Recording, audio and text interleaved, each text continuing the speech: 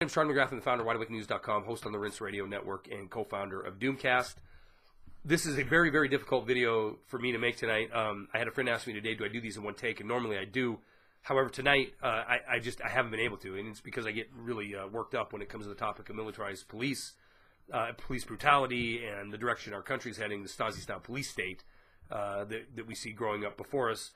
So I'm just going to talk in terms of my perspective on what's happening in our country. And, you know, and of course I have to start it with the Michael Brown case, you know, this 18-year-old kid who apparently deserved to die. You know, if you listen to Officer Wilson's testimony, he had to kill him. He had to kill him. He was in fear for his life. I find it very interesting and coincidental that this information, this grand jury information of their verdict, as far as will there be an indictment or not, I shouldn't say a verdict, if there'll be an indictment or not, was released within, 24, 48 hours of the president talking about another executive order to grant amnesty to, 5 million illegals in this country. I find it very, very coincidental. But I've learned something over the last several years. You know, we've seen Rob Emanuel talking about never letting a crisis go to waste. And that's exactly what I believe is happening here. Because nobody in the country is talking about amnesty or executive orders tonight or out of control Washington, D.C. They're talking about Ferguson. And a day after this grand jury said there will be no indictment, it isn't just Ferguson. It's L.A., it's Boston, it's Atlanta, it's New York, it's cities across the country where people are out protesting the decision not to indict Officer Wilson. Regardless of what your take is on this, regardless of if you think that he deserved it or not, which is amazing to me that so many people in the independent media community believe that, that this was a just act. He should have killed him, and he did, and he's fine, and let him go.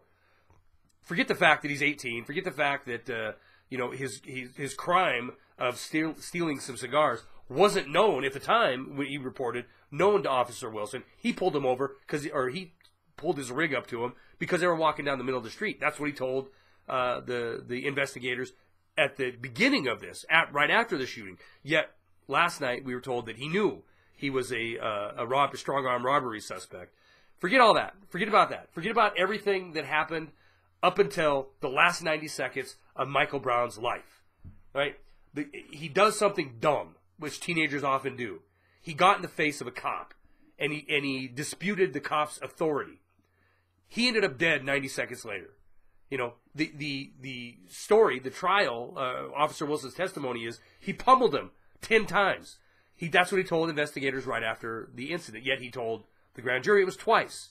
We had establishment neocon media out there talking about how beat up he was, and he had a broken orbital socket in his eye. Yet you can see the pictures all attached to this video of him directly after the incident in the hospital, and I don't see the damage. It looks like he has a scuff on his face that he might have got from shaving. I don't see the pummeling. I don't see the broken eye socket. I don't see somebody who was beaten to the point where he was afraid he was going to be knocked out. And it isn't like Officer Wilson is a slight individual, 6'4", 210 pounds. But the case being what it is, allegedly Michael Brown went for the gun. He shot through the door. Michael Brown ran down the road several hundred feet. And Officer Wilson went in pursuit. He turned around and grunted at him. And Wilson said he had a look of a demon on his face. So he shot him multiple times. Then, allegedly, he stopped and then came at him again in a football stance, rushing at him. So he shot him again. And that was the coup de grace, the last shot being, they don't know for sure what order the shots came in, but they do know the last shot because it went in the top of his head. And went in the top of his head with a .40 caliber hollow point round that, stopped him in his tracks. That killed him instantly.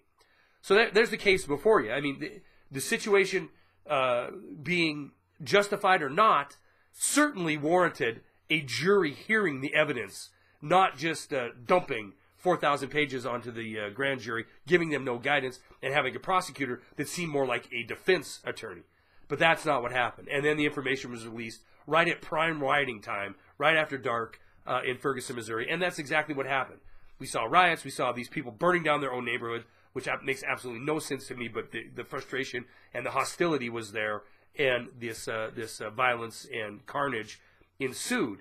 You had some media last night, that were a spirit of condolence for the Brown family. But this same media is here tonight talking about the lack of force that was on the streets last night and how tonight is going to be different. Tonight's going to be different in Ferguson and L.A. and Boston and Atlanta and New York and other cities across the country because the appropriate amount of force was on the streets, meaning they like the fact, they endorse the fact that more and more, up-armored vehicles were in the street, more and more militarized soldier cops were in the street, and 2,200 National Guard are now patrolling the streets of Ferguson to keep the crowd under control. The message is simple. We need more force to have safety. We need more, militarized police to have more safety in this country. Forget about the fact what brought us to this position. Now it's about we need more force. You have to be in a free speech zone. You have to be surrounded by militarized police in order to march. If you do those things and you do what you're told and you're a good little boy, you can speak your mind. If you don't, well, you're going to get carnage. So we need more force. We need more government. We need more law enforcement watching and guiding our every move in order to be a safe nation. Now, I took a lot of heat over a video where I did a few weeks ago about Michael Brown and his grand jury and should he have been shot or not. I'm absolutely shocked that even in the independent media community, we have people that are just biting hook, line, and sinker the race baiting, or he deserved it because he was black and he lived in a gang-ridden neighborhood. But you got to look at this as a whole. It isn't just Michael Brown. It's across the country we see police forces that are militarized and are quick to the trigger. Take the case of James Boyd. For those of you that don't remember or haven't heard of him, I'll attach a video to this that is absolutely shocking. James Boyd was a homeless schizophrenic that was camping in a park in New Mexico. He picked the wrong city. Albuquerque. He picked the wrong city to camp in and to be schizophrenic in and to have a camp knife in his hand because it cost him his life. We had law enforcement show up. He's camping in this park, and they want to evict him out of there, and they end up shooting him because he's standing there, allegedly within 21 feet, the danger zone, with a camp knife in his hand. He was ended up shot dead. One of the shooters, Keith Sandy, law enforcement member for the Albuquerque Police Department, formerly of the New Mexico State Police, but was fired under allegations of fraud charges, went to work immediately after that for the Albuquerque Police, and the Albuquerque Police promised that he wouldn't carry a gun or badge, but he ended up on the Repeat Offenders Project where he carried his gun and his badge and shot James Boyd. Now, it looks like he's going to be another law enforcement individual who's let off scot-free. He's got 19 years of service. They're going to let him buy his last year, his 20th year, so that he can receive 70% compensation or 70% of his original pay for the rest of his life. Now, if they didn't let him give him that extra year, let him buy that extra year, he would have to wait till he's 61 years old, costing him and saving the taxpayers over $1 million. But that's not what happens. Law enforcement takes care of law enforcement. This guy who was had allegations of fraud against him was fired from the state police, went to work for the Albuquerque police, shot James Boyd, is now going to be able to retire with 70% of his pay, and the taxpayers are going to flip the bill for that. Take the case just over this weekend of Tamir Rice, a 12-year-old boy that looked like a 12-year-old boy. Not, in the case of Michael Brown, 6'5", 300 pounds, big guy, menacing looking, scary looking guy, obviously, for anybody that would think about going up against him. But Tamir Rice is a 12-year-old boy in Cleveland that's hanging out at the park at the Cadell Rec Center, and he's got his airsoft gun with him. A citizen called the police and said, "There's a kid down here, he's waving around a gun, I think it's fake, but he's scaring the crap out of people." So the police show up. Allegedly, they got the message that there was a kid down there waving a gun around. They didn't, they managed to get all that, but they didn't get that it was suspected to be a toy gun. They show up down there. The kid has the gun sitting on the table, grabs it, puts it in his waistband. Probably, as most 12-year-olds would be thinking, they're going to lose their toy to the police. And they tell him to put his hands up, and allegedly he went for the waistband, and they shot him twice. He died the next day.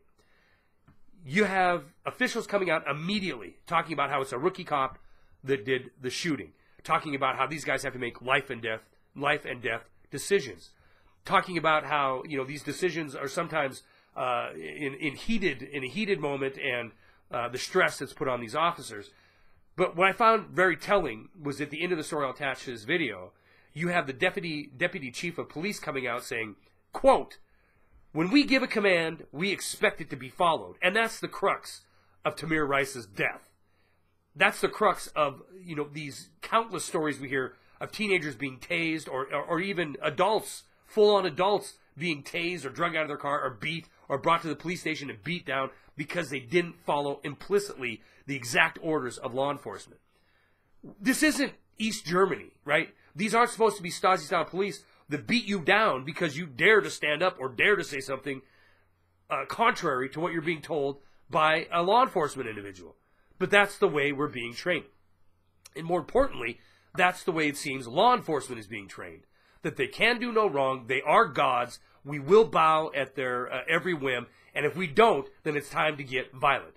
Be it pepper spray, tasers, or in some cases the ultimate violence, pulling out their 6 Sauer 40 hollow point rounds and blasting away because they felt, obviously, in every case, they feel like they're in danger. Michael Brown, Officer Wilson, he felt he was looking at a demon who was growling and grunting at him and charging at him like a football player. Had to put 7 rounds into him.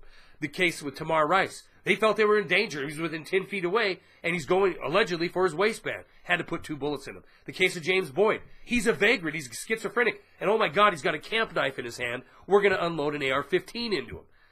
This isn't isolated, right? It isn't just these 3 cases. It's all the time we hear about this, especially in independent media. But when it's time to be used for a crisis to be used to get some kind of other result, such as we're not going to pay attention to what's going on in Washington, D.C., we see establishment media taking charge and running these stories to absolute infinitum.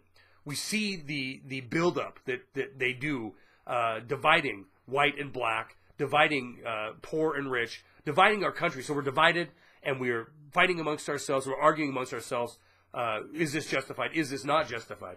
The fact that we have law enforcement units across this country that are driving around these MRAPs, driving around APCs, that look like they're ready for combat in Afghanistan or Iraq or some other region of the world. They're not being trained for combat across the globe. They're being trained for combat in the streets of the United States. And as I said in a recent video, these incidents are occurring more and more often, and they're becoming less and less public, unless they're supposed to be public, to distract. And as we move forward, as we see Europe, these top 3 out of the top 10 economies in the world, 3 of them are in recession. The prediction is going into 2015, more and more recession. Depression is in our future. As we see the continued shrinking of the middle class, as we see more and more people that are going to work every day and earning less, or more people that can't find a job, or the millennials coming out of college with more debt now than credit card debt, over $1 trillion, going to work for $20,000, $25,000 a year, loaded up with $50,000, $60,000 in debt just to get that not so great, not so middle class job. We're going to see more and more desperate people, and we're going to be seeing more and more of what the governor of Missouri declared a few days ago, a state of emergency. We're going to see it because things are going to start to get worse and worse in our country, and we need to realize that the buildup of the militarized police isn't to protect us from Al-Qaeda. Drones aren't being purchased by these police departments. MRAPs aren't being purchased or given under Department of Defense 1033 project, given to these police departments in order to protect us against invading forces. This is being done to protect government against we the people. Stories are attached. That's all I got.